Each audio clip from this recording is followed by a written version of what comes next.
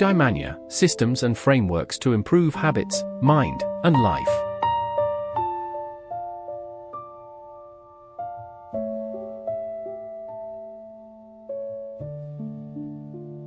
Welcome to Eudaimanya. Today, we're diving into Nassim Nicholas Taleb's mind-bending book, Antifragile, Things That Gain from Disorder. So we're going to figure out how to not just, survive in a wildly unpredictable world, but actually thrive in it. Let's get right into it. Think about your own life for a second, or your business, or even just society in general.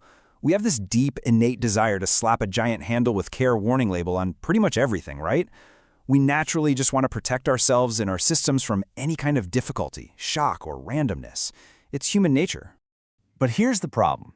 We try to engineer our environments to completely eliminate all stress. Taleb compares this to acting like what he calls a supermom. You know the type. A well-meaning but overly strict parent who tries to sterilize their kid's life of absolutely all unpredictability and hardship, just micromanaging every little detail to guarantee total safety. And ironically, by removing all that stress, we actually make ourselves incredibly vulnerable.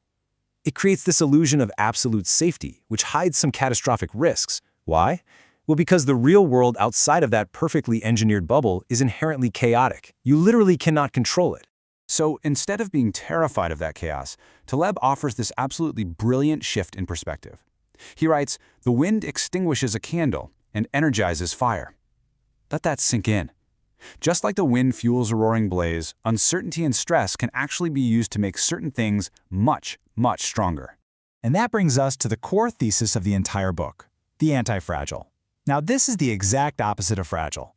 We're talking about systems or things that don't just withstand shocks, but actually require disorder, stress, and uncertainty to grow and flourish. And to be clear, this is very different from just being robust. A robust thing only resists shocks and never actually improves from them. Okay, so let's look at how this plays out. Every single day, we encounter broken systems. This could be mechanical, like a busted appliance, or biological, like a sick pet or even a struggling economy. And our very first instinct? We want to jump right in and fix it. But here's where we fall into a massive trap. We apply a rigid engineering mindset to pretty much everything. We treat organic, living, breathing systems as if they were just predictable mechanical problems. But treating a highly complex society the same way you'd fix a broken television, that is a huge error. When we do this, we end up overstabilizing economies, our kids, our businesses, and in the process, we completely destroy their natural ability to adapt. Think of an animal raised in a completely sterile bubble. It loses its immune system, right? In the exact same way, overstabilized systems just shatter at the slightest real-world shock.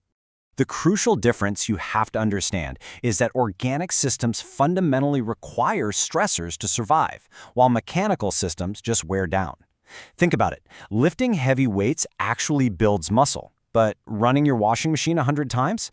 It never gets stronger from doing laundry. It just degrades and eventually breaks. Taleb breaks this whole idea down into what he calls the Triad. It's actually a really helpful way to picture it. First, you have fragile things. Think of a delicate teacup. It breaks under stress. Second, you have robust things, like a solid rock. It resists stress and basically stays exactly the same. But then you have antifragile things, like the human body or the whole process of trial and error. These actively grow stronger and better because of stress. Now, knowing this, it really highlights a deeply human urge we all have. When we see a problem, whether it's in society, our health, or our personal lives, we immediately want to do something. We feel incredibly uncomfortable just sitting there watching a problem exist without intervening. Taleb calls this naive interventionism. We naively jump in and intervene in these massively complex systems without actually understanding the hidden variables at play. We're essentially reacting to everyday noise rather than stepping back and waiting for the true signal. And because of this constant urge to tinker and fix things, the cure we apply often ends up causing way more damage than the original disease. We trigger these unintended negative side effects that ripple through complex systems we just don't fully understand. The hard truth is that nature and time are far better at filtering out errors than human intervention ever could be. Sometimes actually doing absolutely nothing is the mathematically superior strategy. You just have to let a system correct itself naturally. Which brings us to a really powerful concept, iatrogenics. It's originally a medical term that literally means harm caused by the healer. But Taleb argues it's become this forgotten byproduct of modern life. It's what happens when excessive intervention actually produces worse outcomes than if you had just done nothing at all. And this applies everywhere, from doctors overprescribing medication to overly invasive government policies, right down to helicopter parenting. You can see this same pattern in our modern obsession with self-improvement, too. We are constantly on the hunt for new advice, the latest apps, these perfect step-by-step guides. We're totally convinced that we need to add all these new habits to our lives to achieve success. Basically, we suffer from neomania, an absolute obsession with the new. We fall prey to charlatans offering positive, additive advice. You know those books promising 10 easy steps to wealth. We mistakenly believe that improvement only ever comes from addition. But through this endless addition, our lives just become cluttered and, frankly, mentally exhausting. We become blinded by all this sterile noise, and we end up building these highly fragile daily routines that completely shatter the moment one tiny piece falls out of place. But if you look at true professionals, like say chess grandmasters, they win by avoiding losing moves. They aren't constantly out there seeking brilliant new ones. The most robust, reliable way to improve is actually by eliminating things, removing the unnatural, the dangerous, and the totally unnecessary from your life. This is the principle of Via Negativa, the negative way.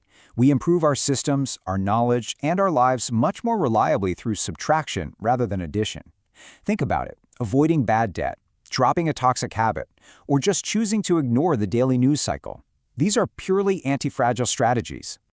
Finally, let's look at how we plan our futures. We typically sit down and plot out our careers and our education with these incredibly rigid goals and precise narratives. We try to script our lives from top to bottom. But by doing this, we lock ourselves into these inflexible paths. We end up behaving exactly like a tourist with a super rigid minute-by-minute itinerary. We become terrified of any deviation, and we completely ignore all the amazing random opportunities that naturally pop up along the way. By rejecting randomness like that, we miss out on massive, asymmetric gains that can only come from trial and error. We script our lives so tightly that we literally block out the black swans, those rare, unexpected moments of huge positive opportunity. Real progress doesn't come from some grand master design. True discovery isn't even really about extreme intelligence. It's about having the freedom to tinker. See, when you tinker, the cost of being wrong is super small, but the reward for being right, it can be absolutely massive. Taleb compares that rigid tourist to what he calls the rational flaneur. While the tourist absolutely hates uncertainty, the flaneur is more like an opportunistic stroller. They rely heavily on trial and error, and they actively benefit from the unknown. Basically, keeping your options open is what makes you anti-fragile. So putting it all together, here is your roadmap for thriving in a world that you don't fully understand. First, embrace stressors. Friction is a feature, not a bug. Second, avoid naive intervention. Doing nothing is often the smartest move. Third, apply via negativa. Improve by subtracting the harmful, not adding more stuff. And lastly, maintain optionality. Tinker like a flaneur, keep your downside small, and leave your upside completely open. So, I'll leave you with this. If our biology, our most robust economies, and our deepest wisdom were all built by trial, error, and chaos, what highly scripted, incredibly fragile plan are you holding on to today that is preventing your own anti-fragility? Really think about that. Thanks for joining us today on Eudaimanya.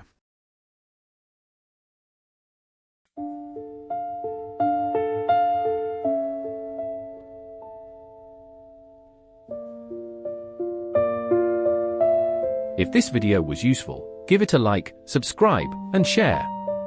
More systems and frameworks in the next Eudaimanya video.